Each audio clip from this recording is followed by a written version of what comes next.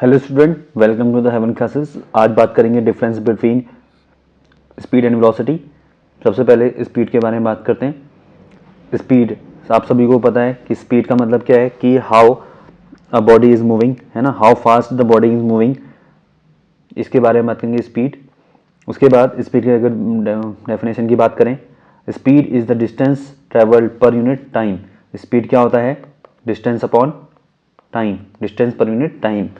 अगर दूसरे लैंग्वेज में बात करें, the speed of the body is the rate of change of distance with time.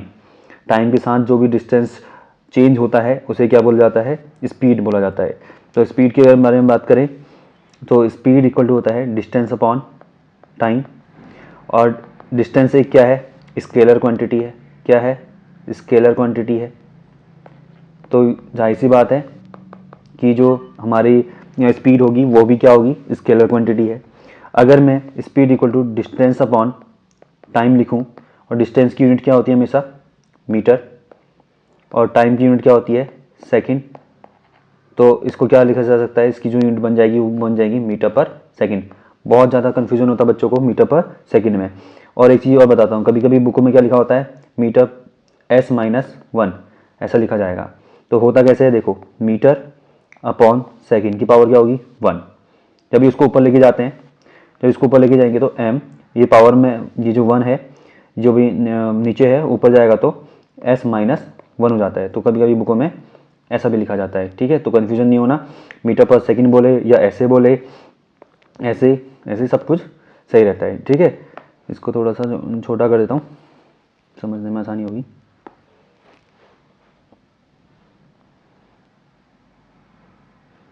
ठीक, अब आगे इसके बारे में भी और भी सारी चीज़ें हैं स्पीड के बारे में।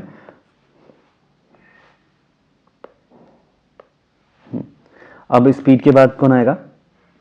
वेलोसिटी। वेलोसिटी जिसका जो फॉर्मूला होता है वो होता है डिस्प्लेसमेंट। इसमें क्या होता है? डिस्प्लेसमेंट पर यूनिट टाइम, ठीक है। Displacement per unit time.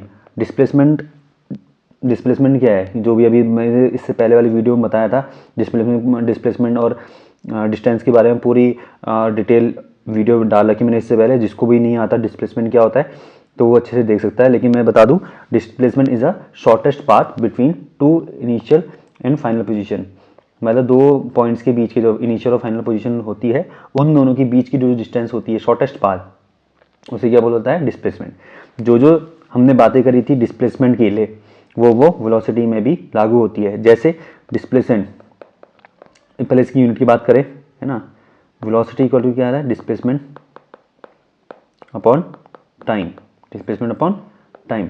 तो डिस्प्लेसमेंट की यूनिट क्या होती है? हमेशा मीटर होती है ना, और मैंने बताया भी था पहले भी। और टाइम की यूनिट सेकंड। तो इसकी भी क्या बन जाती है? सेम, मीटर पर सेकंड ही बन जाएगी। जैसे कि ये स्पीड में था, है ना, स्पीड में मीटर पर सेकंड है, और इसमें भी वेलोसिटी में भी क्या होगा हमारा?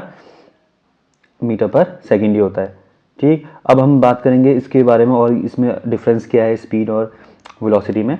अब देखो डिस्प्लेसमेंट भी पॉजिटिव नेगेटिव हो सकता है ना, ऐसे ही जो वेलोसिटी है वो भी पॉजिटिव नेगेटिव इवन जीरो भी हो सकती है, ठीक है। कैसे?